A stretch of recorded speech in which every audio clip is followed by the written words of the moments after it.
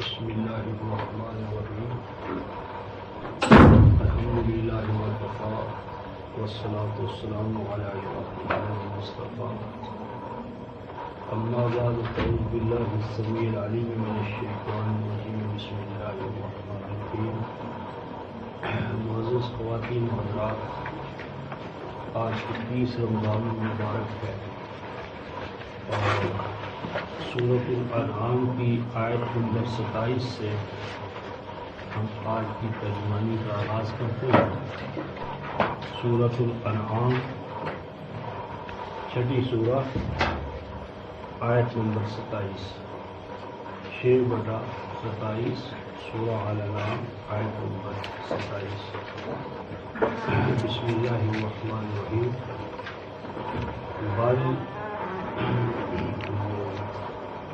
وَلَوْ تَرَىٰ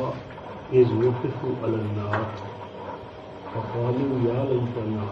نُرَدُّ وَلَا نُكَذِّبَ بِآيَاتِ رَبِّنَا وَنَكُونَ مِنَ الْمُؤْمِنِينَ۔ صدق اللہ مولانا العظیم وبلغنا رسول النبی الکریم ونحن علی ذلک من الشاہدین الشاکرین والحمد للہ رب العالمین۔ یہ رفقار محترم انہی حضرات کا ذکر ہے جو قرآن حکیم سے خود رکتے اور دوسروں کو روکتے ہیں، اور کتاب اللہ سے بودھ، جدائی، علیحدگی، بیزاری اختیار کرنا اپنا مسلک حیات انہوں نے بنا رکھا ہے۔ اور رسول کی مجلسوں میں بھی اگر وہ آتے ہیں تو مجادلے کی نیت سے، جھگڑے کی نیت سے، باطل کو غالب کرنے کے لیے اور حق کے پاؤں جو ہے ان میں لغزش پیدا کرنے کے لیے وہ آتے ہیں۔ تو یہ مجادلین، جدال کرنے والے، باطل کے غلبے کو سار کی آنکھوں سے نہ صرف دیکھنے والے کے اس کو اسٹیبلش کرنے والے، تو انہی حضرات کے یا ان افراد اور جماعت کے بارے میں آج کا بیان شروع ہوتا ہے۔ وَلَوْ تَرَىٰ، اے کاش کہ تو دیکھ لے، اِذْ وُقِفُوا عَلَى النَّارِ، جب کھڑا ہونا پڑے گا انہیں، عَلَى النَّارِ، آگ کے اوپر، آگ کے کنارے پر۔ یہ آگ شکست، ذلت، رسوائی حیات دنیا کے حوالے سے اور حیات آخرہ کے حوالے سے، یعنی جہنم کی یا جہنم کی آگ۔ فقالو، تو اس وقت وہ کہیں گے، یا لیتنا نرد، اے کاش کہ ہمیں واپس لوٹنے کی اجازت مل جائے، اے کاش کہ ہم واپس لوٹ سکیں یا لوٹائے جا سکیں۔ تو اگر ہم واپس لوٹا دیے جائیں تو پھر کیا ہوگا؟ وَلَا نُكَذِّبَ بِآيَاتِ رَبِّنَا۔ تو یہ بے پر جو زبر ہے رفقار محترم یہاں ایک ان محذوف ہے، اس لیے یہ نردوں پر عطف نہیں ہے، یہ ایک الگ مسئلہ ہے۔ بہرحال اس وقت ہمارا موضوع ترجمانی کے حوالے سے ہے، تو یہ اور یہ کہ اگر ایسا ہو جائے کہ ہم واپس لوٹا دیے جائیں تو اس صورت میں ہم نہیں تکلیف کریں گے واپس جا کر اپنے رب کی آیات کی، اس کے احکام اور ہدایات جو بھی آئیں گے ہم ان کو قبول کر لیں گے، تصدیق کریں گے، تکذیب نہیں کریں گے۔ اور اسی کا نتیجہ ہے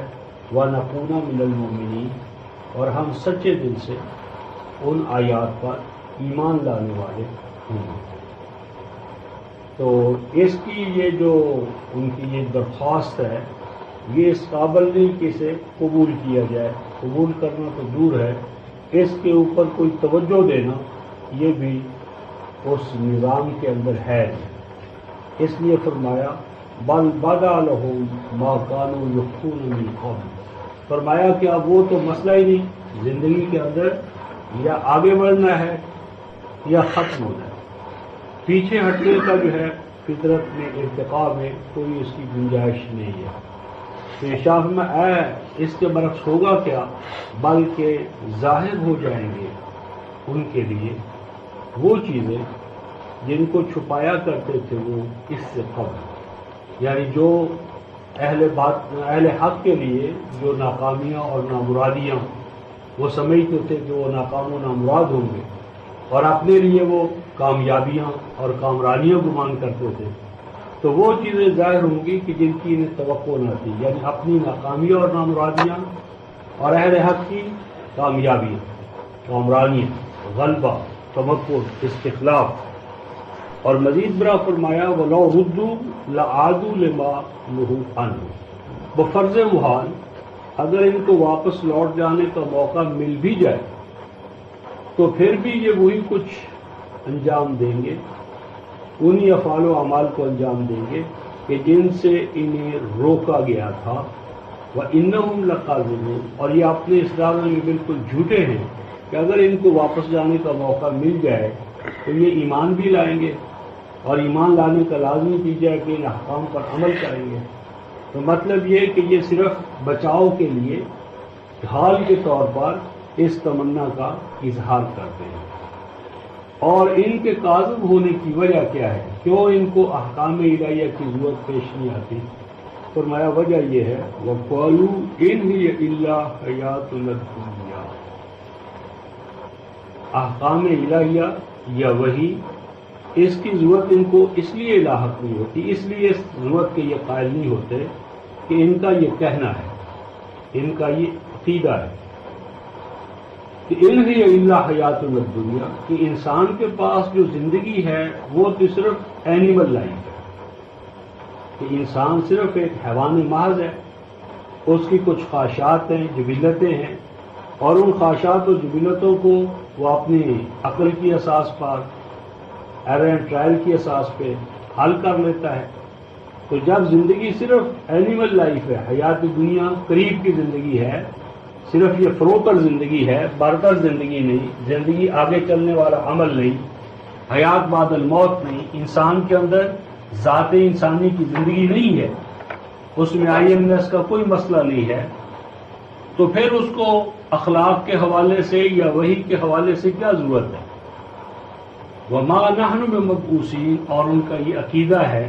کہ ہمارا دوبارہ اٹھایا جانا یا زندگی کا آگے بڑھنا یہ تو ہے ہی نہیں۔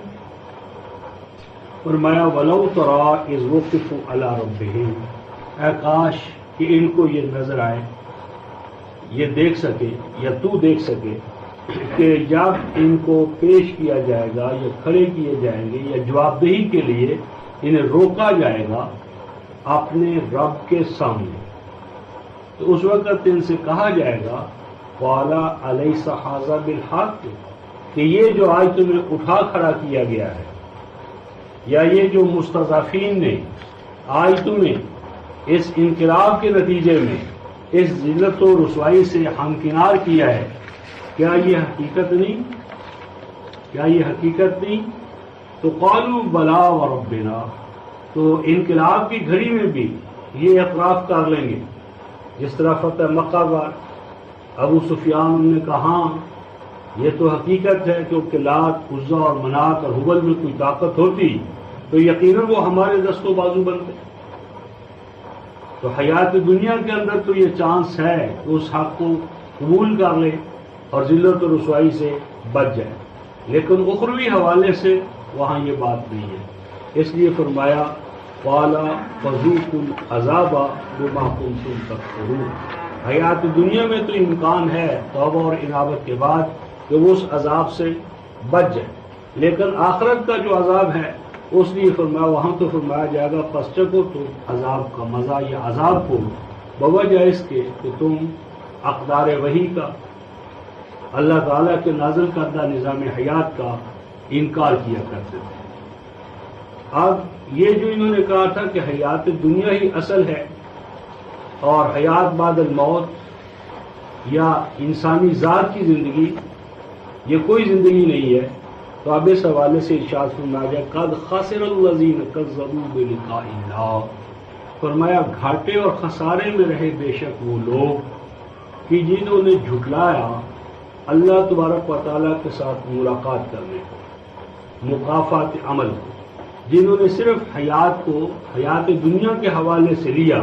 اور حیات آخرہ کی حقیقت پر وہ ایمان نہ لائے، تو وہ قومیں تہذیبیں خسارے میں رہیں، ٹوٹے میں رہیں، اور ان کا خسارہ کب ظاہر ہوگا؟ حتی اذا جاءتہم الساعہ، یہاں تک کہ جب وہ گھڑی، انقلاب کی گھڑی یا حیات بعد الموت، یعنی ساعہ کے 3 اطلاقات قرآن میں ہوئے، ایک فرد کی اپنی موت، ایک کسی قوم کا زوال، اور ایک قیامت کبریٰ، ساعت کبریٰ۔ تو تینوں حوالوں سے، یعنی جب یہاں تک کہ جب انہیں موت آتی ہے یا جب وہ انقلاب آتا ہے، اور اس کے ساتھ جب وہ اخروی حوالے سے حیات بعد المرگ، یعنی پوری کائنات کے اندر جو وہ تغیر اور تبدیلی آئے گی، تو یہاں تک کہ وہ انقلاب، وہ گھڑی، وہ ساعت کبریٰ جب آئے گی، بغتتاً کا عام تو ترجمہ کرتے اچانک، لیکن اس کا اصل معنی ہے ایک تو دبے پاؤں آنا، دبے پاؤں، باغاتا یبغت و بغتن و بغاتا، اس انداز میں آنا کہ جو دیکھنے والا ہے اس کو محسوس نہ ہو سکے، وہ اسے دیکھ نہ سکے۔ اور دوسرا پھر باغاتا یبغت کا معنی ہوتے کسی چیز کو پیس ڈالنا، رول ڈالنا، پارا پارا اور چورا چورا کر دینا۔ تو وہ پھر جب انقلاب آتا ہے تو وہ پھر ان طاغوتی طاقتوں کو پارا پارا کر دیتا ہے، اور یہ کہ وہ دبے پاؤں آتا ہے، من حیث لا یحتسب، کہ انہوں نے تو اس انقلاب کے آنے کے جتنے بھی ممکن دروازے ہوتے ہیں سب کو اپنی طرف سے بند کر دیا ہوتا ہے ہر حوالے سے، لیکن اس کے باوجود مقافات عمل جو ہے وہ اپنا راستہ بنا لیتا ہے۔ تو اس وقت وہ کہیں گے یا حسرتنا علی ما فرطنا فیہا، ہائے ہمارے لیے افسوس، ندامت کہ ہم نے اس گھڑی کے بارے میں، اس انقلاب کے بارے میں کس قدر تفرید سے کام لیا، کوتاہی سے کام لیا، کس قدر ہمارے اندازے جو ہیں وہ اس کے بارے میں ناقص و ناتمام تھے۔ فرمایا وہم یحملون اوزارہم، ایسے پیشوا اور قائدین بے شک وہ اٹھائیں گے اوزارہم، اوزار وزن کی جمع بوجھ، بوجھ اعمال بد کی جزا یا سزا، بے شک وہ اٹھائیں گے اپنے گناہوں کا بوجھ، اپنی نافرمانیوں کی سزا، علی ظہورہم، اپنی پشتوں پر، اپنے اوپر، الا ساء ما یزرون، خبردار ہو جاؤ وہ بوجھ جو ان کو اٹھانا پڑے گا وہ کس قدر ان کے لیے توازن شکن ہوگا، کس قدر ان کی جو غرور کی نفسیات ہے اس کے لیے تباہ کن ہوگا۔ اس ضمن میں یہاں تو رفقائے محترم یہ فرمایا کہ وہ اپنا بوجھ اٹھائیں گے، اور آگے چل کر 16-25 میں یہ بیان فرمایا 16/25 میں کہ جن افراد اور اقوام کو انہوں نے گمراہ کیا ہوگا، ان جن کو گمراہ کیا ہوگا ان کے گمراہ کرنے کا بھی بوجھ ان پر ایک حوالے سے آئے گا۔ وَمِنْ أَوْزَارِ الَّذِينَ يُضِلُّونَهُمْ،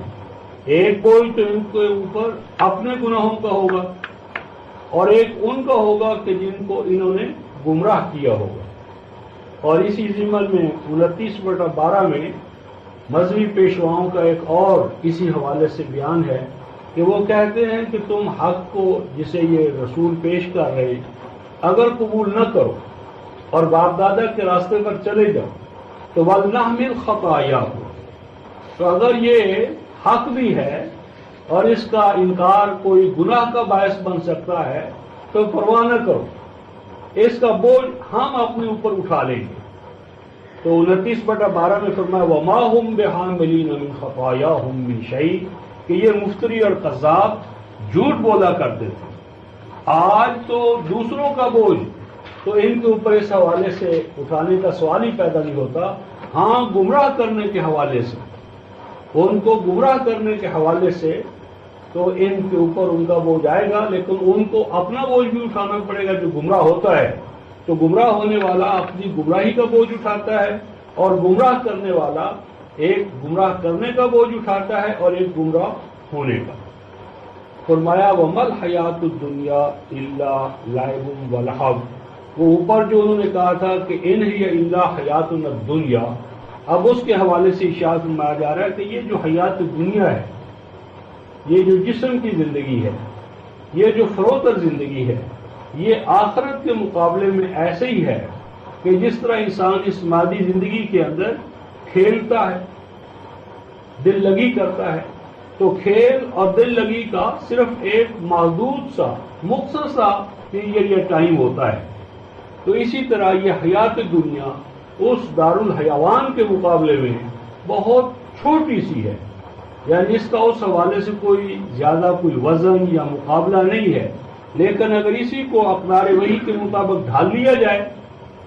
تو عبدالآباد کی زندگی کا یہ گویا کہ راستہ کھولتا ہے، اس کا یہ زندگی ذریعہ بنتی ہے۔ آگے فرمایا وَلَلدَّارُ الْآخِرَةُ خَيْرٌ لِلَّذِينَ يَتَّقُونَ أَفَلَا تَعْقِلُونَ، اور وہ ذات انسانی کی زندگی، الدار الآخرہ ذات انسانی کی زندگی، وہ اعلیٰ زندگی جو اس فروتر کے مقابلے میں ہے، اقدار وحی کی زندگی، اخلاق عالیہ کی زندگی، صفات الہیہ علی حد بشریت اپنا لینے کی زندگی، وہ کیا ہے؟ وہ بہت اختیار پیدا کرنے والی ہے، ایکسپینڈ کرنے والی ہے، ذات انسانی کو توسیع عطا کرنے والی ہے، لیکن ان کے لیے للذین یتقون، جو اپنے آپ کو اقدار وحی کے ساتھ ہم آہنگ کر لیں، افلا تعقلون، ان سے پوچھو کہ کیا انہوں نے ان موضوعات پر عقل و بصیرت کے چراغ گل کر لیے ہیں؟ کیا تم عقل و بصیرت سے کام نہیں لے رہے؟ اب ان مجادلین کا جن کا کہ ماقبل ذکر شروع ہو چکا ہے، انہی کے حوالے سے بربنائے بشریت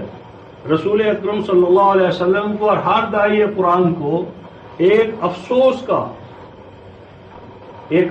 کا میلان جو ہے وہ پیدا ہوتا ہے، بین معنی کہ ہم حق پیش کر رہے ہیں، اللہ کا کلام پیش کر رہے ہیں، اور سچے اور سچے موتی ہیں، جواہر ہیں جو اپنے ان کے سامنے پیش کر رہے ہیں، لیکن یہ کس حد تک آگے بڑھ گئے کہ کلام الہی کی تکذیب کرتے ہیں، پیش کرنے والوں کے راستے میں رکاوٹیں کھڑی کرتے۔ تو اس طرح جو ایک دائی کے ذہن میں بار بنا بشریت ایک تعصب کی کیفیت پیدا ہوتی ہے، غام اور اندوہ کا ایک لمحاتی جو اس پر وہ ایک گزران ہوتا ہے، اب اس کے حوالے سے گفتگو فرمائی جا رہی قد نعلم، بے شک ہم اس بات کو اچھی طرح جانتے ہیں، انہ لیحزنک، کہ بے شک آپ کو افسردہ کر دیتا ہے، آپ کے لیے افسردگی کا باعث بنتا ہے،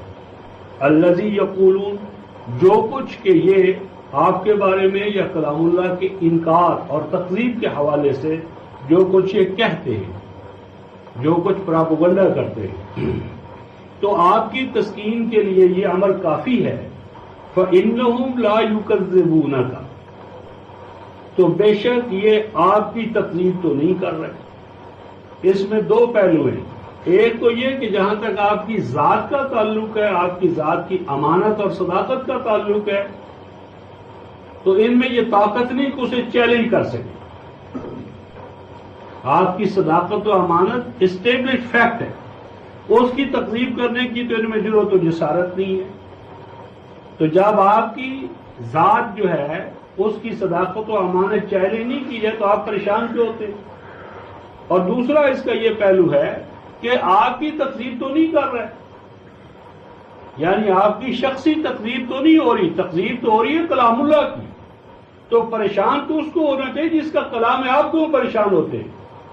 پریشان تو مجھے ہونا چاہیے، یعنی اللہ رب العالمین پریشان ہو تو وہ کلام اس کا ہے، دین اس کا ہے، نظام اس کا ہے، آپ کا تو نہیں ہے۔ آپ کی حیثیت تو داعی اور مبلغ کی ہے، آپ تو رسول ہیں، پہنچانے والے، تو اصل جو دین ہے وہ آپ کا تو نہیں ہے، تو جب آپ کا نہیں ہے تو آپ پریشان کیوں ہوتے؟ پریشان رب کائنات ہو جس کا پیغام ہے، جس کا پیغام ہے، جس کا نظام، آپ کیوں پریشان ہوتے ہیں؟ فإنہم لا یکذبونک،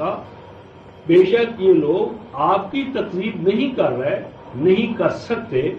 وَلَٰكِنَّ الظَّالِمِينَ بِآيَاتِ اللَّهِ يَجْحَدُونَ، لیکن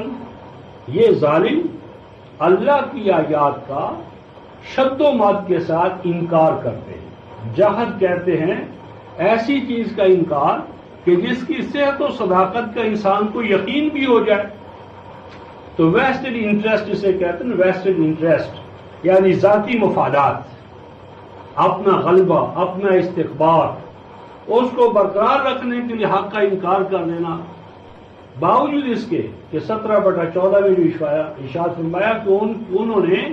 اس حق کے بارے میں یقین کر لیا تھا کہ اس کے حق ہونے میں تو کوئی گڑبڑ نہیں ہے، یہ ہے تو حق، لیکن ہمارے مفادات اس سے ماننے سے ہمارے ہاتھ سے نکل جائیں گے، اس لیے انہوں نے انکار. تو جہد کہتے ہیں شدت کے ساتھ، زور اور طاقت کے ساتھ انکار کرنا، جبکہ جس چیز کا انکار کیا جائے اس کے حق ہونے کے امکانات بھی ہویدہ ہوں، ظاہر ہوں. فرمایا وَلَقَدْ كُذِّبَتْ رُسُلٌ مِّن قَبْلِكَ کہ اے رسول یہ جو تکذیب ہوئی ہے تو یہ کوئی پہلی دفعہ آپ کی تکذیب نہیں ہو رہی، بے شک جھوٹا کہا گیا ہے، جھٹلایا گیا ہے رسولوں کو آپ سے پہلے. تو جب پہلے رسولوں کو جھٹلایا گیا تو انہوں نے تکذیب کے مقابلے میں ان کا رد عمل کیا تھا، ان کا ریئیکشن کیا تھا؟ فَصَبَرُوا عَلَىٰ مَا كُذِّبُوا. تو فرمایا کہ مستقل مزاجی کے ساتھ وہ کھڑے رہے تکذیب کے مقابلے میں، مکذبین کے مقابلے میں، یعنی جھکے نہیں، دبے نہیں، غام پر اندوں سے نڈھال ہو کر اس راستے کو انہوں نے چھوڑا نہیں. اور نہ صرف تکذیب کے مقابلے میں وہ کھڑے رہے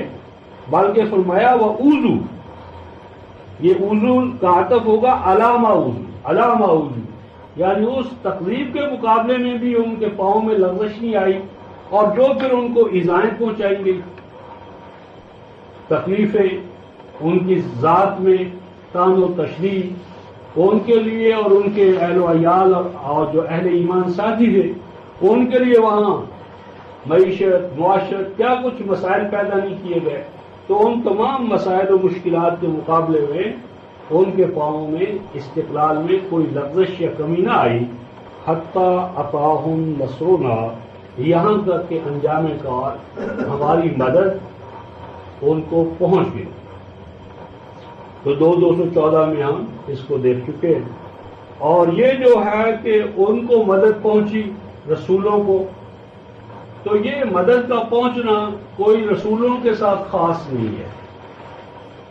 کسی خاص طور کے رسول یا کسی ایک رسول کا منصور ہونا مسئلہ نہیں ہے. وَلَا مُبَدِّلَ لِكَلِمَاتِ اللَّهِ، یہ حق کا غلبہ اور اہل حق کی منصوریت، اس کے پیچھے اللہ تعالیٰ کی ایک سنت ہے، اور وہ سنت جن کلمات میں اس کی ترجمانی کی گئی ہے، جن قواعد و اقدار پر اس کی اساس ہے، وہ غیر متبدل ہے. ولا مبدلہ، اور نہیں کوئی تبدیل کر سکنے والا اللہ تعالیٰ کے ان کلمات کو، قوانین کو، اقدار کو. اس کے لیے جو میتھڈالوجی یا پروسیس ہے وہ بھی انچینجیبل ہے. لہذا آپ کا غلبہ اور آپ کے مخالفین جو ان کی مغلوبیت یہ ہو کر رہے گی. وَلَقَدْ جَاءَكَ مِن نَبَإِ الْمُرْسَلِينَ، اور بے شک آپ کے پاس انبیاء ماصبر کے حوالے سے وہ واقعات کہ جن میں آپ کے لیے نفع بخشی اور فیض رسانی کا ساز و سامان ہے، وہ وافر مقدار میں آپ پر پہنچ گئے ہیں، آپ کو پہنچا دیے گئے. نبا اس خبر کو کہتے ہیں رفقائے محترم کہ جسے پہنچائی جائے اس میں اس کا بھلا ہو، اس کے لیے خوشخبری ہو. تو انبیاء علیہ السلام کے واقعات تو لا تعداد، لا تعد ولا تحصى، لیکن قرآن میں انہی کو فراہم کیا گیا ہے، انہی واقعات کو کہ جن میں انقلاب قرآن کے لیے رہنمائی کسی بھی حوالے سے ہو سکتی تھی، یا اہل ایمان کے لیے اس میں ہدا اور بشرا کا، ذکرہ کا سامان تھا. اب رسول ہی کی تسلی ہی کے حوالے سے اور ان کی بشریت اور ان سے جو مکذبین اعراض کر رہے تھے، اسی موضوع کو آگے چلاتے ہوئے ارشاد فرمایا جا رہا ہے. اور یہ افسردگی کا ایک باعث یہ بھی تھا کہ نبی پاک صلی اللہ علیہ وسلم کے پاس کوئی حصی معجزات نہ تھے، کیونکہ امتیں جو نبیوں کو مانتی ہیں سابقہ، تو وہ انقلاب، قانون فطرت، سنت اللہ، اس کا نتیجہ نہیں مانتی. بلکہ وہ سپر نیچرل، موسیٰ کا انقلاب بھی سپر نیچرل ہے یہودیوں کے خیال میں، اور مسیح علیہ السلام کی ساری شخصیت ہی سپر نیچرل ہے، پیدائش سے لے کر آخر آسمان پہ اٹھ جانے تک۔ اور یہی حال آج مسلمانوں کا ہے کہ قرآن کا انقلاب جو ہے وہ کسی سنت اللہ کا نتیجہ نہیں تھا، وہ بھی سراپا اعجاز تھا، قدم قدم پر موجے، قدم قدم پر شوب کرامتے، تو قانون فطرت کا قدم قدم پر ٹوٹنا۔ لیکن قرآن کا موقف یہ ہے کہ نبی پاک صلی اللہ علیہ وسلم کے پاس کوئی حصی معجزہ نہ تھا، باوجود اس کے کہ مخالفین قدم قدم پر اس کا مطالبہ کرتے تھے۔ تو اس حوالے سے بار بنائے بشریت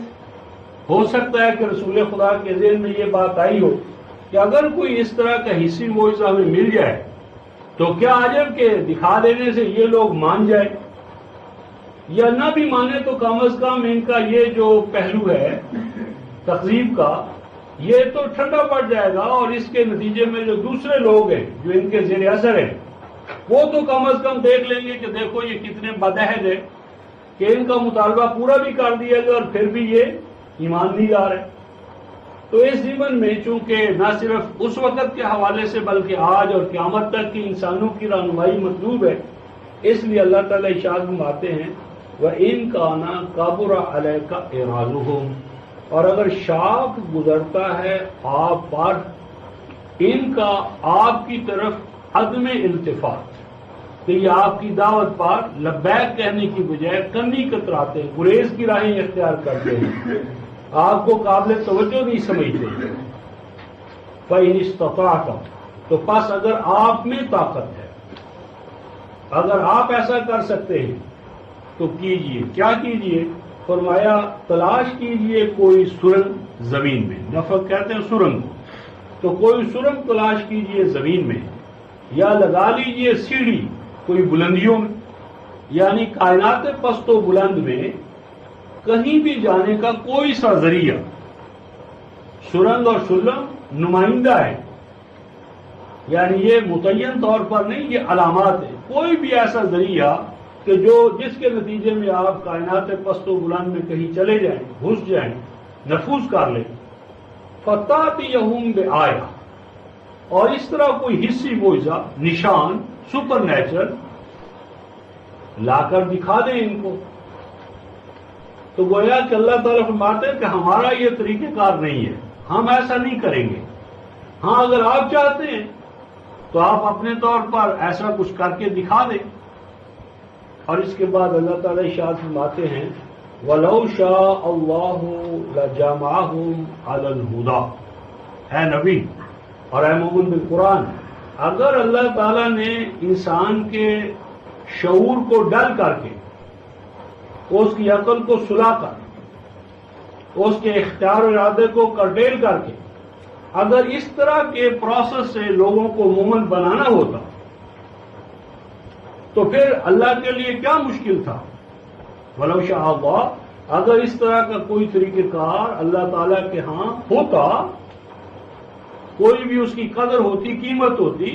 تو پھر اللہ کیا کرتے؟ لَجَمَعَهُمْ عَلَى الْهُدَى، تو اس طرح اللہ تبارک و تعالیٰ کو اس طرح کے ان نیچرل پروسیس کو اڈاپٹ کرنے کی کیا ضرورت تھی؟ اللہ تعالیٰ پیدائشی طور پر عقل و شعور انسان کو دیتا ہی نہ، اختیار ارادہ کی نعمت اسے عطا ہی نہ کرتا، سب انسانوں کو ایک ہی ڈگر پر، ایک ہی راستے پر چلنے والا بنا دیتا۔ جس طرح انواع حیوانی آگے آ رہے ہیں 38 آیت میں بیان، کہ جس طرح وحوش ہیں، طیور ہیں، درندے ہیں، پرندے ہیں، جتنے بھی انواع حیوانی ہیں انسان سے ماسوا، وہ سب اپنی ایک ایک نظر پر چل رہے ہیں، ان کے اندر اختیار، سب ایمان کے راستے پر ہیں، اسلام کے راستے پر ہیں۔ تو اگر ہم نے عقل و شعور کے اس پروسیس کو ڈل کر کے، روک کر، معطل کر کے لوگوں کو مومن بنانا ہوتا تو ہم ان کو اختیار و ارادہ کی جو صلاحیت ہے، امکان ہے، وہ نہ دیتے۔ اس لیے رسول فَلَا تَكُونَنَّ مِنَ الْجَاهِلِينَ، بس آپ ہرگز جاہلوں میں سے نہ ہوں۔ تو یہ سپر نیچرل وے سے رفقائے محترم دعوت قرآن کو، دعوت اسلام کو منوانا آذروئے کتاب اللہ جہالت ہے۔ اور اس امت کا المیہ یہ ہے کہ یہ اس آیت کا ترجمہ کرنے سے بھی کمی کتراتی ہے کہ رسول کی توہین ہو رہی ہے. نعوذ باللہ اللہ اپنے کلام میں اپنے رسول کی توہین بیان کر رہا ہے. تو بس ایک آیت کو بھی رفقائے محترم اگر ہم سمجھ لیں تو وہ تمام جو معجزات کا ایک سپر سٹرکچر ہمارے ہاں کھڑا کر دیا گیا ہے اس کو دور کرنے کے لیے یا اس کی صحیح نیچرل ایکسپلینیشن تلاش کرنے کے لیے یہ آیت ایک ہی کافی ہے، شافعی ہے. قرآن اسے جہالت قرار دیتا ہے. تو کسی دور میں بھی اللہ تعالیٰ جہالت سے نعوذ باللہ متصف ہو سکتے ہیں. موسیٰ کے دور میں، مسیح کے دور میں، نوح کے دور میں، ابراہیم کے دور میں، کسی دور میں بھی اللہ تعالیٰ کے ساتھ جہالت کو قرار دینا یہ سب سے بڑی جہالت ہے. لہذا کسی دور میں بھی اللہ تبارک و تعالیٰ نے انسان کے اختیار و ارادہ کو مفلوج کر کے، شل کر کے، معطل کر کے اپنی دعوت کو منوایا ہو. یہ شان تقدس کے خلاف ہے، شان الوہیت کے خلاف ہے، یہ جہالت ہے.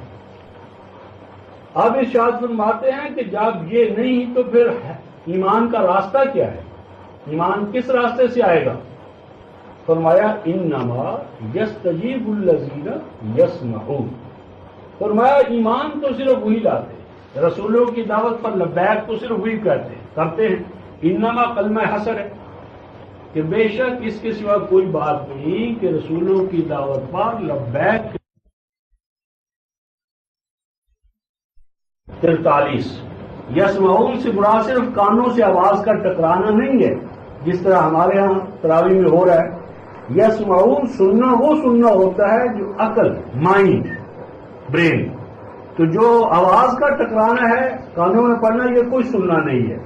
سننا ہمیشہ قرآن کی نظر میں عقل کا سننا ہے، بصیرت کا سننا ہے، مائنڈ کا سننا ہے. 10/43 اور 8/19 اور 20.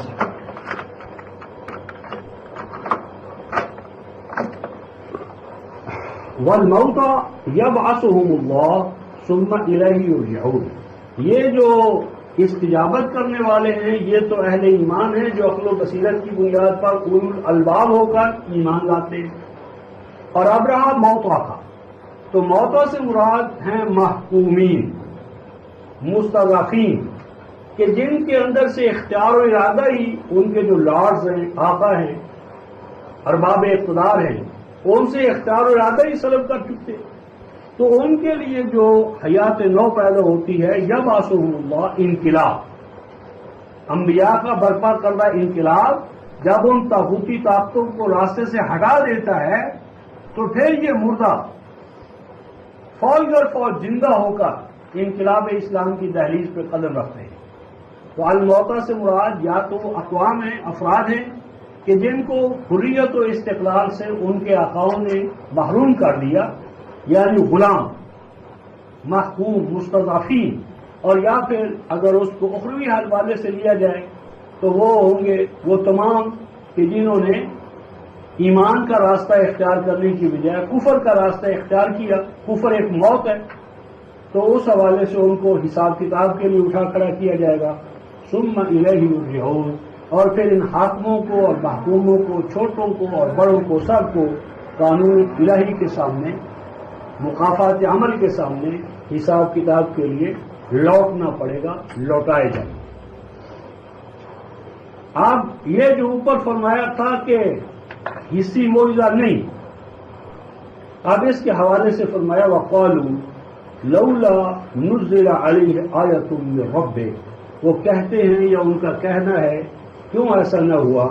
کہ اتارا جاتا، عطا کیا جاتا اسے کوئی حصی معجزہ. قل، ان سے کہو، ان اللہ قادر، کہ جہاں تک اللہ تبارک و تعالیٰ کی ذات یا اس کی قدرت کا تعلق ہے وہ اس بات پر قادر ہے ان ينزل آیا، کہ وہ اس طرح کا کوئی حصی معجزہ کر دکھائے. اس کی قدرت سے یہ بعید نہیں ہے.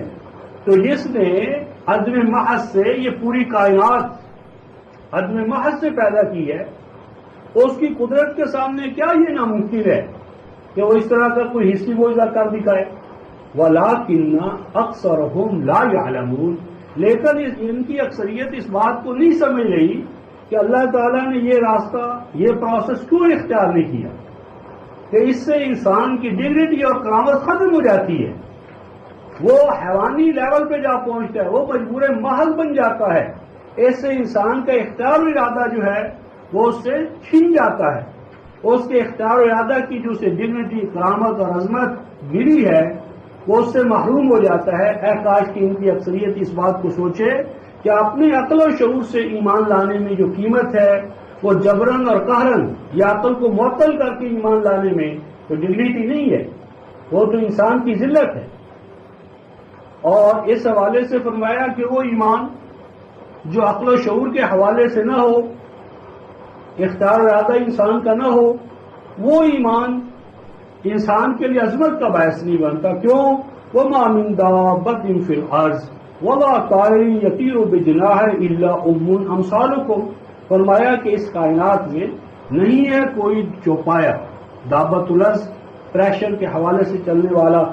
اور 24/41 کے حوالے سے دواب کا سارا جو شجرہ ہے وہ سارا تفصیل سے بیان کیا، شجرہ ارتقاء۔ تو فرمایا کہ زمین پر جتنی بھی انواع حیوانی ہیں اور اسی طرح وہ طیور، پرندے کہ جو اپنے پروں کی اساس پر اس کائنات بسیط میں اڑتے ہیں، ان سب کو دیکھو، یہ بھی تمہاری طرح ہیں، زندگی ان کے پاس ہے، لیکن زندگی کے ساتھ ساتھ وہ مجبور محض ہے، ان کے پاس اختیار و ارادہ نہیں۔ فطرت نے یا فاطر السماوات والارض نے جو اس راستے پر ان کو چلا دیا ہے، لگا دیا ہے، وہ اس راستے پر چلنے پر، مسلسل و قائم چلنے پر مجبور محض ہے۔ ما فرطنا فی الکتاب من شیء، ہم نے اپنی اس کتاب میں، کتاب تنزیل میں یا کتاب تقویم میں، دونوں کے اندر کسی حوالے سے کوئی کمی نہیں، کوتاہی نہیں، نہ کتاب ہدایت میں اپنے اصول اور اسس کے حوالے سے کوئی اس میں ہم نے کمی اور کوتاہی رہنے دی ہے، نہ کتاب تقویم کے اندر کوئی کوتاہی ہے، باطل ہے، عبث ہے، ہر چیز جو ہے اپنے مقام پر قائم ہے۔ آگے فرمایا ثم الی ربہم یحشرون، فرمایا کہ یہ طیور، یہ وحوش، یہ جو ہیں، ان کا تو اللہ تبارک و تعالیٰ کے یہاں حشر نہیں ہوگا، محاسبہ نہیں ہوگا، حساب کتاب نہیں ہوگا، کیونکہ حساب کتاب کے لیے اختیار و ارادہ شرط ہے، لیکن انسان ان کو اپنے رب کے سامنے اکٹھا کیا جائے گا، یہ پیش کیے جائیں گے، کیونکہ ان کے پاس اختیار و ارادہ ہے، اور اس اختیار و ارادہ ہی کی وجہ سے اسے انواع حوادی پر فضیلت حاصل ہے۔ فرمایا اور وہ لوگ کہ جو ہماری آیات کی تکذیب کرتے ہیں، صم و بکم فی الظلمات، فرمایا کہ انہوں نے اپنے کانوں کو کام میں نہ لا کر یہ کیا ہو گئے، بہرے، و بکم اور گونگے، اور بہرے اور گونگے بھی کیسے، فی الظلمات جو تاریکیوں میں گھرے ہوئے، یعنی ایک تاریکی ہے، کھڈ اور کھائی ہے، اس میں اگر ایک شخص گونگا اور بہرا ہے، اب گونگا بول نہیں سکتا کہ وہ کسی کو اپنی مدد کے لیے بلا لے، اور بہرا سن نہیں سکتا، خواہ اسے پکار کر اعتنا ہماری طرف آؤ، آگے ہاتھ بڑھاؤ۔ تو اس حوالے سے ان کی گویا کہ کمزوری کا کہ انہوں نے اپنے عقل سے، شعور سے، آنکھوں سے، کانوں سے کام لینا بند کر دیا، تو اب نتیجہ یہ نکلا کہ کھڈ اور کھائیاں، ذلت اور رسوائی، اس میں انہوں نے اپنے آپ کو گھیر لیا یا اس کے گھیرے میں آ گئے، گھیراؤ میں آ گئے۔ وَمَن يَشَإِ اللَّهُ يُضْلِلْهُ، اور جس کو اللہ تعالیٰ اپنی مشیت کے تحت، اور اس کی مشیت کیا ہے، 18/29، کہ جو حق کو قبول کرنا چاہے وہ اپنے اختیار و ارادہ سے کرے، اور جو انکار کرنا چاہے وہ بھی اپنی اختیار و ارادہ سے یہ فیصلہ کرے، اس میں جبر نہیں ہے۔ فرمایا کہ من یشاء اللہ، کہ جس کو اللہ تعالیٰ اپنی قوانین مشیت کے تحت ہدایت پر آنے کے لیے آمادہ پاتا ہے، اس کو ہدایت یافتہ قرار دیتا ہے، اور جو اس ہدایت سے منہ موڑ لیتا ہے اس کو اس کی گمراہی میں چھوڑ دیتا ہے، اس کو جبرن اور قہرن اس گمراہی سے نہیں نکالتا۔ وَمَن يَشَاء يَجْعَلْهُ عَلَى صِرَاطٍ مُسْتَقِيمٍ، اور جس کو پاتا ہے کہ وہ صراط مستقیم کا طالب ہے تو اس کو لگا ہوا پاتا ہے، یا اس کے لیے لگا دیتا ہے، یا اس کے لیے اسباب اور سبل مہیا کرتا ہے اپنی قوانین مشیت کے تحت کہ وہ فائز ہو جاتا ہے ایک ایسی شارع حیات پر جو امٹ اور امر ہے، پائیدار ہے، زمانے کے جھکڑ تھپیڑے ان سب کے مقابلے میں وہ کھڑا رہنے والا راستہ۔ آپ اس ضمن میں مکذبین ہی کے حوالے سے گفتگو ہو رہی ہے۔ قل ارأیتکم، ان سے پوچھو، ارأیتکم جو رفقائے مت ارأیتکم، کہ کیا تم نے کبھی خود اپنے بارے میں غور کیا؟ ارأیتکم، کیا تم نے خود کبھی اپنے بارے میں، یعنی اپنے وجود، دوسروں کو تو چھوڑو، کیا خود تم نے کبھی اپنے سر سے پاؤں تک اپنا تجزیہ کیا کہ تم کون ہو، کیسے ہو، تمہیں وجود کس نے عطا کیا، کیوں اس کائنات میں تمہارا وجود ہوا؟ کیا خود تم نے کبھی اپنے بارے میں غور کیا ہے؟ اگر تم نے یہ غور کیا ہو تو اس امر پر بھی غور کرو، ان اتاکم عذاب اللہ او اتتکم الساعہ اغیر اللہ تدعون، فرمایا کہ اگر تمہارے اوپر قانون شکنیوں کی وجہ سے اللہ کی گرفت آتی ہے، ہچکولے کھانے پڑتے ہیں تمہیں، یا یہ کہ تمہیں ناکامیوں اور نامرادیوں کی گھڑیوں سے دوچار ہونا پڑتا ہے، اگر وہ تمہارے اوپر آ جائے یا آ جاتی ہیں، اغیر اللہ تدعون، تو ایسی گھڑیوں میں بتاؤ کہ کیا تم اللہ کے ماں سوا جن طاقتوں کو، حاجتوں، مشکل کشاؤں کو تم نے بنایا ہوا ہے، کیا تم ان کو پکارتے ہو؟ تو یہ رفقائے محترم جو مشرک جنہیں قرآن نے کہا ہے، ان کے اندر بھی توحید کا یا دین کی یعنی وہ جو بنیاد ہے اس کا اتنا احساس تھا کہ خطرے کے وقت وہ بھی مخلصین لہ الدین، اس وقت وہ اللہ ہی کو پکارا کرتے تھے، کہتے تھے کہ اب اس مقام پر اللہ کے سوا کوئی ہمارا حاجت روا اور مشکل کشا نہیں ہے، لیکن ہم ان سے آگے ہیں، ہم تو مشکلات کے اندر بھی غیر اللہ ہی کو پکارتے ہیں، جس طرح کل ذکر ہوا۔ تو فرمایا بل ایاہ تدعون، فرمایا کہ ایسی مشکل گھڑیوں کے اندر تم اللہ ہی کو پکارتے ہو، فَيَكْشِفُ مَا تَدْعُونَ إِلَيْهِ إِن شَاءَ، بس اگر اس کی مشیت کا تقاضا ہوتا ہے، یعنی اگر اس کے قوانین مشیت میں اس امر کی گنجائش ہوتی ہے تو وہ تمہاری ان دعاؤں کو جو اس کے قوانین کے ساتھ ہم آہنگ ہو جاتی ہے، ان کے نتیجے میں وہ تمہاری ان مشکلات کو دور کر دیتا ہے، اور اگر مشیت کا تقاضا نہیں ہوتا، یعنی قوانین مشیت کے خلاف تمہاری دعائیں ہوتی ہیں، تو ان کو وہ قبول نہیں کرتا۔ وَتَنْسَوْنَ مَا تُشْرِكُونَ، اور ان گھڑیوں کے اندر بھول جاتے ہو، پس پش ڈال دیتے ہو، نظر انداز کر دیتے ہو انہیں کہ جن کو تم اللہ کی ذات میں، صفات میں، اختیارات میں اس کا تم نے سانجھی اور شریک دار، شراکت دار جو ہے وہ بنایا ہوا ہے۔ اب اسی حوالے سے چونکہ مکذبین کا ذکر تھا تو اب مکذبین حال کے ساتھ ساتھ جو مکذبین ماضی کے حوالے سے ہیں اور جن کا کہ پہلے ذکر تھا کہ اے رسول، آپ سے پہلے بھی رسول آئے اور ان کی تقریب ہوئی اور اس تقریب کے باوجود انہوں نے پامردی اور استقلال کو نہ چھوڑا، اب اسی حوالے سے بات ہو رہی ہے۔ وَلَقَدْ أَرْسَلْنَا إِلَىٰ أُمَمٍ مِّن قَبْلِكَ، اے رسول بے شک آپ سے پہلے بھی ہم نے بہت سی امتوں کی طرف رسول بھیجے۔ فَأَخَذْنَاهُمْ بِالْبَأْسَاءِ وَالضَّرَّاءِ، اور پھر فرمایا کہ ان کی نافرمانیوں کی پاداش میں پکڑا ہم نے انہیں، گرفتار کیا ہم نے انہیں ایسے حالات میں الباسا، لڑائیاں، اقتتال، باہم جنگ و جدال، کہ جب انہوں نے ہمارے قوانین کو وائلیٹ کیا تو اس کے نتیجے میں گھر گھر میں یعنی حاکم اور محکوم کے مابین خانہ جنگیہ، الباسا خانہ جنگیہ، سر پٹوول، ایک دوسرے کو مار دھاڑ، دہشت گردیاں، والضراء، اور ایک دوسرے کو گزند پہنچانا، نقصان پہنچانا، لوٹ مار کرنا، ان تمام حالات سے انہیں دوچار ہونا پڑا۔ اور اس کا ایک پہلو یہ تھا لعلہم یتضرعون، کہ شاید وہ یہ دیکھیں کہ یہ سب کچھ جو ہو رہا ہے کیوں ہو رہا ہے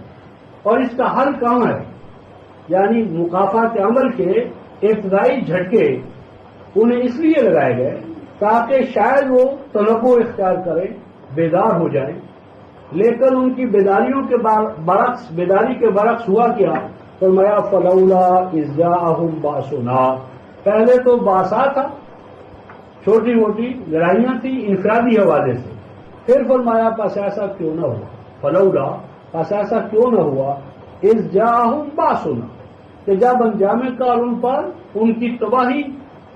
کے حوالے سے بہت بڑی جنگ، بہت بڑی ناکامی. اس کا 21/13-14 کے اندر تفصیلی ذکر ہے کہ جب وہ مکافات عمل ایک زندہ اور بڑی شکل میں ان کے اوپر مسلط ہو گیا، وہ باس مکمل تباہی. تضرعوا، تو اس وقت بھی انہوں نے ہمارے قانون کی طرف رجوع نہ کیا، مکافات عمل سے بھی انہوں نے توبہ اور انابت کا راستہ اپنے لیے نہ کھولا. ولیکن قست قلوبہم، ان کی نافرمانیوں نے ان کے دلوں اور دماغوں کو قانون الہی کی طرف جھکنے سے سخت کر دیا. اور دوسرا، قلوب سے مراد مقلد، جو قوموں کے قائدین، یعنی عوام الناس کے اندر تو کچھ نہ کچھ ہوتا ہے، لیکن ان کے پتھر دل قائدین وہ تو ان کو جب تک تباہی کے آخری کنارے پر کھڑا نہیں کر رہے تھے اس وقت تک ان کو چین نہیں آتا.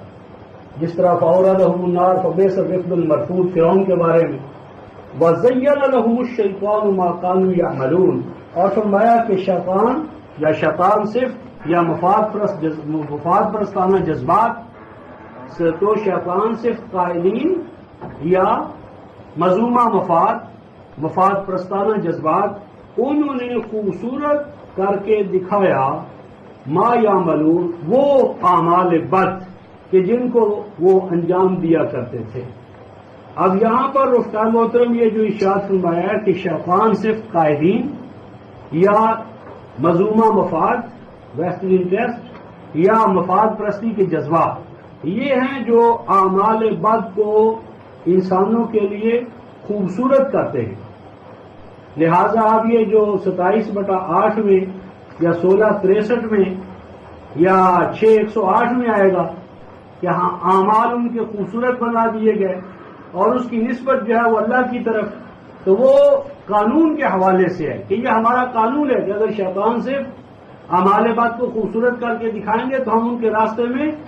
رکاوٹ کھڑی نہیں کریں گے، ان کے دل دماغ کو مفلوج نہیں کریں گے، معطل نہیں کریں گے. تو چونکہ یہ عمل ہمارے قانون مکافات عمل کے نتیجے میں ہوتا ہے تو اس کی نسبت جو ہے وہ آخری حوالے سے وہ اللہ کی طرف منسوب ہوتی ہے. ورنہ اصل اعمال بد کو مزین کرنے والے شیطان صرف قائدین ہوتے ہیں یا شیطانی جذبات یا مذمومہ مفاد. فلما نسوا ما ذکروا بہ، فرمایا کہ جب بالکل پس پش ڈال دیا انہوں نے یا جب بالکل بھلا دیا انہوں نے ما ذکروا بہ، وہ دین یا دین کا وہ مقصد، ایسنس اور جوہر کہ جو ان کو بار بار یاد دلایا گیا تھا. فتحنا علیہ ابواب کل شیء، یہاں پر یہ ہے کہ جب انہوں نے حلت و حرمت کے حرام و حلال کی جو قیود تھی وہ ساری کی سارے پس پش ڈال دی، تو پھر کیا ہوا؟ فتحنا علیہم ابواب کل شیء، تو اس کے نتیجے میں ہم نے کھلا پایا ان کے لیے تمام دروازوں کو. مراد یہ ہے کہ جب حلت و حرمت کا دروازہ کھل گیا تو اب حرام اور حلال کی قید اٹھ گئی، تو زناکاریاں، فاحشہ کاریاں، بدماشیاں، غنڈہ گردیاں، دہشت گردیاں، تمام بدماشیوں کے دروازے اور مال حرام کی ان کے اوپر بہتات ہو گئی. حتی اذا فرحوا بما اوتوا، یہاں تک کہ جب وہ فرح و شاداں ہو گئے بما اوتوا، ان فراوانیوں پر، خوشحالیوں پر جو قانون شکنی کے نتیجے میں ان کو حاصل ہو گئی. مثلا چور چوری کرتا ہے تو اللہ اس کے راستے میں رکاوٹ نہیں ڈالتا، اسی طرح ڈاکو ڈاکہ ڈالتا ہے، غارتگر غارتگری کرتا ہے، تو اس سے بھی اس کو انفرادی طور پر خوشحالی حاصل ہوتی ہے. اور قانون مکافات عمل اور اس کے نتیجہ خیز ہونے کے بعد مہلت کا وقفہ ہے، مہلت کے وقفے تو اسے پکڑا نہیں جاتا، تو جب اس کا پکڑ کا گرفت کا کوئی ایسا منظر سامنے نہیں آتا تو کیا کہتا ہے کہ وہ فرح و شادہ اس راستے پر بڑھتے چلے جاتے ہیں. اخذناہم بغتہ، اور انجام کار ہم انہیں پکڑ لیتے ہیں دبے پاؤں. انجام کار ان کا مواخذہ ہوتا ہے، اور اس مواخذے کا نتیجہ کیا نکلتا ہے؟ فَإِذَا هُمْ مُبْلِسُونَ. تو پھر قومیں اس حال میں مبتلا ہو جاتی ہیں کہ اپنی باز آفینی سے، حیات نو سے، دوبارہ اٹھنے سے بالکل مایوس ہو جاتی ہیں. یعنی اب حیات نو کا کوئی امکان نہیں رہتا، اب وہ غلامی، محکومی، محتاجی ان کے اوپر مسلط ہو جاتی ہے. اور اس کی ایک شکل یہ ہوتی ہے فَقُطِعَ دابر القوم الذین ظلموا والحمد للہ رب العالمین. فرمایا پس کاٹ دی جاتی ہے دابر، جڑ، پس کاٹ دی گئی یا کاٹ دی جاتی ہے جڑ اس قوم کی کہ جو ظلم کی روش اختیار کرتی ہے، استحصال کی روش، محکوموں اور مظلوموں کی جدوجہد کو، ان کی محنت کو لوٹنے کا جنہیں چسکا پڑ جاتا ہے، ایسے ظالموں کی ہم پھر قانونی مکافات عمل کے تحت جڑ کاٹ دیتے ہیں. اور جب مظلوموں کی جڑ کرتی ہے، ظالموں کی جڑ کرتی ہے، تو اب اس پر فرمایا والحمد للہ رب العالمین. تو رب کا نظام ربوبیت قائم ہوتا ہے اور مظلوموں کی زبانوں پر بے ساختہ آ جاتا ہے. تمام حمد و ستائش، داد و تحسین اس اللہ کے لیے جو تمام جہانوں کی، اقوام عالم کی ربوبیت کرنے والا ہے. تو گویا کہ جب ہم کہتے ہیں رفتار محترم الحمدللہ رب العالمین، تو الحمدللہ رب العالمین کا ایک لازمی تقاضا ہے کہ ہم ظلم کا راستہ روکیں. اگر کوئی قوم زبان سے الحمدللہ رب العالمین کہتی ہے لیکن ظلم کا راستہ نہیں روکتی بلکہ خود ظالم بن گئی، ظالم کو کوئی حق حاصل نہیں کہ وہ کہے الحمدللہ رب العالمین. یعنی یہ تو مظلوموں کے حوالے سے جو ہے نا، اگر ہم ظلم کی اندھیری رات کو کم نہیں کرتے تو ہمارا الحمدللہ رب العالمین ایک یعنی کھوکھلا نعرہ ہے جس کے پیچھے کوئی حقیقت نہیں. الحمدللہ رب العالمین کا معنی ہے قانون مکافات عمل کو نافذ کرنا، عدالت کو قائم کرنا، اخوت و مساوات کی قدروں کو پرپیچویٹ کرنا، یعنی دو لفظ ربوبیت عالمینی کو قائم کرنا. تو جو قوم ربوبیت عالمینی کے راستے میں خود رکاوٹ بن گئی ہے اس کا الحمدللہ رب العالمین کہنا مذاق ہے. اب یہ جو الحمدللہ رب العالمین نظام ربوبیت کی جب آپ بات کریں گے تو وہاں پہ انفرادی مفاد پرستی آ جائے گی. وہ کہیں گے صاحب ہم اپنے عقل کو، ہنر کو، صلاحیتوں کو کام میں لاتے ہیں اور اس طرح ہماری جدوجہد کا نتیجہ ہمیں زیادہ اجرت کی شکل میں ملازمت کی نوکری یا ویجز زیادہ ملتی ہیں، ہم زیادہ ایفیشینٹ ہیں، ہم ایکسپرٹس ہیں، ہم نے اسپیشلائزیشن کی ہے تو ہمیں زیادہ ملتا ہے. تو نتیجتاً ہمارے پاس سہولیات بھی زیادہ ہیں، اور جو لیبر کلاس ہے یا مینول پاور ہے، ہاتھوں سے دستکار، ان کی صلاحیتیں کم ہیں. لہذا ان کو اگر کم مل جائے تو اس میں ظلم کیا ہے، اس میں کوتاہی کیا ہے؟ یہ ہر قانون کا یہی استدلال ہے. 28/78 میں قانون نے ہمیشہ یہی دلیل دی کہ صاحب اس میں ظلم کیا ہے، انما اوتیتہ علی علم عندی. اور 39/49 میں قرآن کہتا ہے ہر تباہ ہونے والی قوم اس کا یہی نظریہ تھا کہ چونکہ ہمارے پاس علم ہے، صلاحیتیں ہیں، ٹیکنیکل نو ہاؤ ہے، ہنر ہے،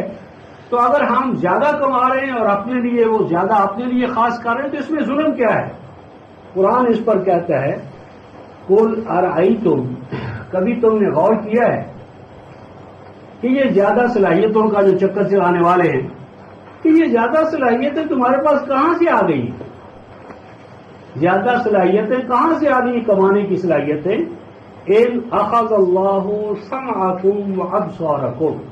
یہ بتاؤ کہ یہ جو سمع اور بصر اور فؤاد، یہ دل دماغ، یہ آلات جن سے تم اپنا ٹیکنیکل نو ہاؤ اور ایفیشنسی اور اپنی مہارت اور حذاقت تم نے پیدا کی ہے، کیا یہ تمہاری اپنی ذاتی ہے؟ پھر جس کائنات کے اندر رہ کر تم نے اپنی ان صلاحیتوں کی نشو نما کی ہے، کیا یہ تمہاری اپنی ذاتی ہے؟ اس کائنات کے اندر جو کائناتی قوتیں قدم قدم پر تمہاری سازگار ہوئی ہیں، کیا یہ تمہاری اپنی پیدا کردہ؟ یعنی ان سے پوچھا جا رہا ہے کہ بتاؤ کہ اگر تمہارے پاس سننے کی صلاحیت، سمجھنے کی صلاحیت، دیکھنے کی صلاحیت، نتائج کا استعمال کرنے کی صلاحیت اگر یہ اللہ تبارک و تعالیٰ نہ دیتے، یعنی کائنات کے اندر سازگاری کا اگر اصول نہ ہوتا، تو بتاؤ کہ یہ چیزیں تم کہاں سے لاتے؟ وَخَتَمَ عَلَى قُلُوبِكُمْ، اور اسی طرح اگر تمہارے پاس سوچنے سمجھنے والا دل دماغ نہ ہوتا تو حال تو فرمایا کہ بتاؤ من الہ غیر اللہ یاتیکم بہ، تو کیا کائنات میں کہیں اور سے، کہیں سے خرید کر تم یہ کان اپنے لیے خرید سکتے تھے، دل خرید سکتے تھے، دماغ جو آج تمہارے پاس ہے کسی منڈی میں یہ بک رہا ہے؟ تو ان تمام کے اندر جو اللہ تعالیٰ کا عطیہ ہے، یہ تمام چیزیں اللہ کا عطیہ ہیں، اور ان کو کام میں لانے کے مواقع سازگار کائنات یہ اللہ کا عطیہ ہے۔ بس یہ ایک کوآپریشن ہے تمہاری اور اللہ کی۔ وہ کیا کہ اللہ نے تمہیں یہ وسائل دیے، ساتھ مواقع عطا کیے ہیں، تم ان پر محنت کرتے ہو، تو اس محنت کے اصول کے تحت 219 اپنی ضروریات کو پورا کر لو، اور جو ضرورت سے زیادہ ہو وہ دوسروں کی فلاح عامہ کے لیے اس کو کھلا رکھو۔ 16/71 اور 219۔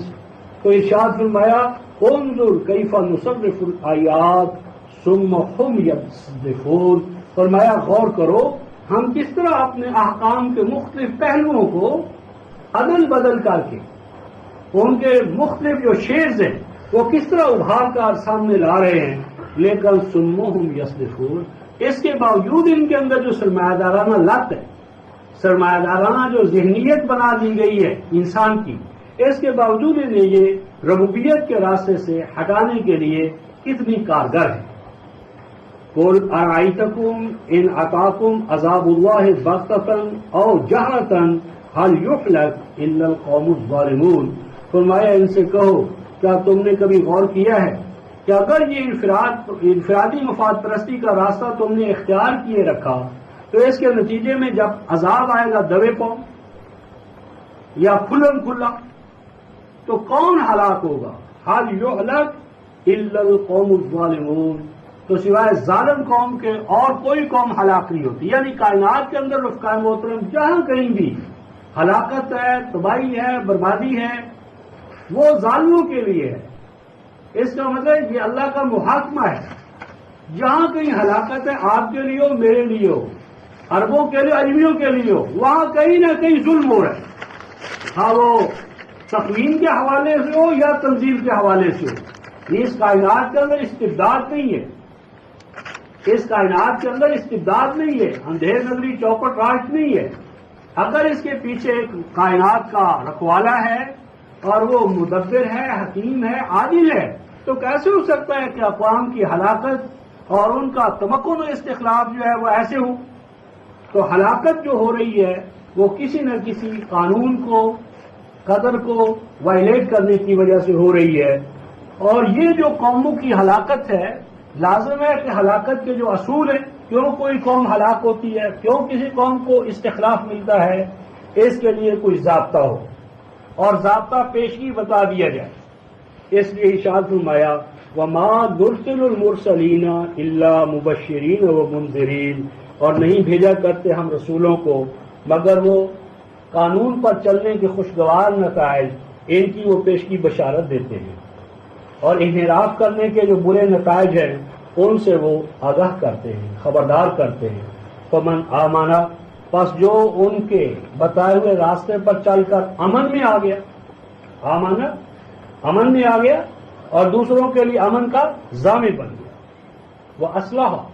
اور اس طرح اپنے اندر اس نے صلاحیت پیدا کر لی، اپنی ذات میں صلاحیت اور اپنے معاشرے میں، اور حتیٰ کہ پوری کائنات میں یا اپنے دائرے کے حسن و جمال میں اس نے اضافہ کر لیا۔ فَلَا خَوْفٌ عَلَيْهِمْ وَلَا هُمْ يَحْزَنُونَ، فرمایا کہ نہ تو ان پر جنگی حالات مسلط رہ سکتے ہیں